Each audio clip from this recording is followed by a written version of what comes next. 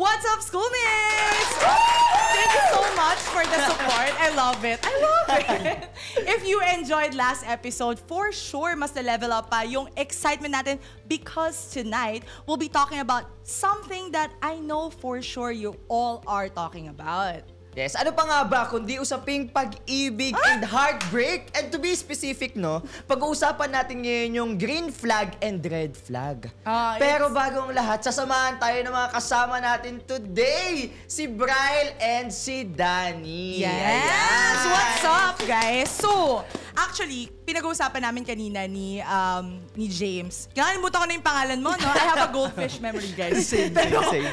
Pero anyway, so, Bryle, pinag-uusapan namin, ano yung, kung meron kang title na gusto mong i-introduce ka namin, what would it be? Self-proclaimed green flag. Self-proclaimed green flag. Ano masasabi ng lahat doon? Agree ba kayo? Yung mga friends dyan ni Bryle? Oy! Parang walang suporta. Walang suportang nakuha doon, no? But then now, we have here, yes, a very beautiful and very posh. Cutesy, demure. Sure ka ba? Sure ka ba? Hindi pa Let's sure. hear it straight from her. So like, Danny, how would you introduce yourself? Hi guys, I am Danny B, the Lenditip Queen. Lendi Lendi tips. Yes. And can I have a comment? Yeah, sure. If a Sure. person proclaims himself as a green flag, that is automatically a red flag. Oh my God! Oh, umpisa pa lang nagkakainitan na tayo dito. I believe there is laglagan na nagaganap. Pero you have time to like, defend yourself. Your Honor. Pero malalaman natin mamaya kung totoo nga bang green flag ba talaga sila or as Danny would say, it's giving no. Pero bukod doon, I think if we should open the topic on red flag and green flag, I think relationship-wise, that's more commonly used na term. Yung green Yes. flag and red flags, right? Not just in relationship but also in work, Yeah, sa friends, 'di ba? Sa family. May Right, mga red right. flags talaga or green flags na nangyayari. Yeah, but then like, if we talk about red flags and green flags, it means two things, right? When you say green flag, they say it's a healthy relationship, Yes. yeah? And then like, if it's a red flag, it's toxic. No? Agree ba kayo? Parang kanina si Danny pa, Sorry. pwede naman. I just have an expressive face, guys. Yeah. But Her face has subtitles. Yes. So, pagkasabi pa lang ni Bryle na green flag daw siya, si Danny was like, Grabe Hindi, niya, hindi. aura. Mas iconic yung... But anyway, sige. James, siguro before muna tayo pumunta kay Danny and Bryle, no? What do you think is a red flag or a green flag in your relationship? At ikaw ba ay isang red flag or green flag? alam mo, to be honest, hindi ko talaga kinukonsider yung sarili ko as green flag or red flag. I'm in between, you know, Yeah. kasi as someone or Look at this face. What does this mean? now she sa- has subtitles. hindi sa What do you mean? What do you mean? neutral, pero hindi sa pagiging Face savior. hindi sa pagmamalinis, pero kasi Be. everyone has their own imperfections, 'di ba? that's true. Na sinabi ni Danny. Hindi, ganun ay hindi kasi Nag-iisip perspective ka, ko. Hindi nag-iisip kasi ka, perspective ko na hindi tayo lahat perfect. Sa relasyon, may mga minsan tayo yung green flag pero minsan yung partner natin yung red flag. Pero ako personally, nasa between ako. Kasi to be honest, hindi naman ako perfect. Hindi naman namin kino-question, James. Parang may pinaglalaban pa eh, no? To be honest, hindi naman din kasi Ang ako sagot dyan perfect. ay tao ka lang. Tama. Yes, We're love also... Naiyak ako. Ba lumiyak. Ano to, luha? But like, anyway, I believe in embodying who we are. And hence, I'm a walking red flag. I think kasi it also requires a certain level of self-awareness. Diba? Yes. But more about us later, but then now more about them. Kayo naman guys, when you talk about red flag or green flags in relationship, how do you identify that? Or how do you define that at least for yourselves? Ikaw muna, Bryle. So for green flag, lalo na kung more on positive kasi siya. So kung Sure ka ba? Pero pag colorblind ka, paano yun lang, yun? baka orange. Yung green pa, So para sa akin, pagka may kikilatisin ako or malalaman ko yung character ng babae. So far sa akin, yung green flag, siya yung magbibigay sa akin ng signals na kung pang short term ba siya or pang long term talaga. So para ako nag-i-invest pagdating sa Nag-i-invest.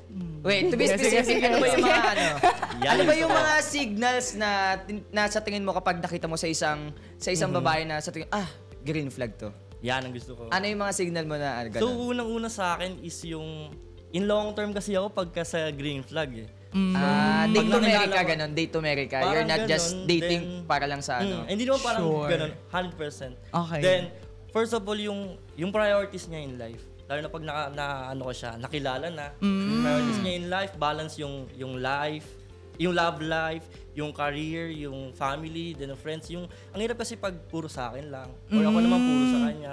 So, baka magkaroon Iba ako yung level. May ganun. May movement. May movement siya. Passionate siya about it. Passionate siya about it. Then, okay lang ba mag-add pa? Doon meron pa rin ako about Sure, sa go lang, go lang. Take Passionate it siya sa away. topic na to, guys. It's my time. Boys, I got you. Sinidefend niya nga, self-proclaimed green Opo. flag siya. Okay. Then next naman po is yung the way she act, behave, and also to communicate with respect. For example, papakilala ko yung girl sa family ko. Ba't ka nakatingin ka dan? Yeah! Issue! Issue! Gawa ng issue. For example, di ba, papakilala ko si Danny sa family ko. Hi, tito, And tita. then, Sorry. the way she talk, the way she behave, di ba, with respect, parang magmi-mirrors na rin kasi na, nasa good family background siya, maayos din yung surroundings and family and friends niya. So, big factor sa akin. Totoo yung sinabi niya, no? Pero hindi lahat. Kasi may mga kilala ako na hindi ganun kaganda yung background nila sa family and friends. Parang may Pero, kilala kang ganun. I believe we should Parang- drop names. Ako siya. I love it. I believe ako siya. Kasi may mga family na hindi ganun ka-perfect and structured. Yeah, pero that's true. as someone or personally, okay naman sila ganun. Parang hindi nila binibitbit sa as personality nila yung napagdadaanan nila sa buhay. Pero valid pa rin yun yung na-share mo kasi personal life mo yan. So, it's really, you categorize things as red flags or green flags and then you determine what kind of relationship you want to have with that person. Essentially, yun yung, kumbaga metric mo yung red flag or green flag. Okay, ikaw naman, Danny. Ano kasi, I view red flags and green flags as like a pro-con list. Kasi nga, as we said, everybody Yeah. has a red and green flag. And before pa, nauso yung term na red and green flag, parang it already existed eh. Because we all have our own flaws, right? When it comes to relationships, I usually think na parang green flags in a guy, number one is emotionally intelligent siya. Like, he's very aware of himself. Ba't tayo nag-agree kayo? Hindi naman kayo yung pinag-uusapan. Nag-agree kayo? Yeah. And like, Sure I ka ba? think, another factor also yung family when it comes to the Filipino culture. And totoo rin yung sinabi mo na, even if, like, kunyari, pangit yung family background, as long as you yourself know what you are, who you are, what your values and morals are, then that's a green flag already for me. I also tell my followers na parang, pick your poison. I Love say that. I Yeah, love Pick your that. poison. Pick Pick your your Take note of poison. that. Yeah, kasi I view a person na parang, okay, may imperfection siya, but that doesn't necessarily mean na ika-cut off ko na siya from my life. Kasi I'm gonna assess that muna. Kasi in relationships, you need to make compromises. So, you kind of know what you want to tolerate. Yeah, so pick what kind of red flags you can tolerate. Pick your Love that. poison. I love that. If you can't pick a lot of like red flags na meron yung taong yun, mas marami na yung cons rather sa pros, edi that's the signal na parang, okay, different person. Pero pag mahal mo siya, perfect siya. Siya, nagiging pink flag. Ayan. Pero, Sige. speaking of that, no, Dan, ano ba yung hinahanap mo sa isang relationship? Like, healthy relationship. Yes. Focus mo tayo So, sa a healthy relationship. What constitutes a healthy relationship for you? I think he said something similar kanina na parang hindi mo dapat ginagawang mundo yung tao. Like you were your own self before you got into the relationship. So hindi mo dapat paisip ako pinapakawalan Tama ba yung mga decision yung ko sa self buhay? mo in that sense. And at the same time, Matawa yung siguro mga audience, oh. Agree din Alam sila niyo na. Alam niyo yan Kilala niyo kung sino kayo. Ang tao ay tao lang, ha? Tapos ayun, siguro healthy relationship in a sense na parehas kayo nag-align in terms of like your goals, your dreams, and you let each other shine in your own like light.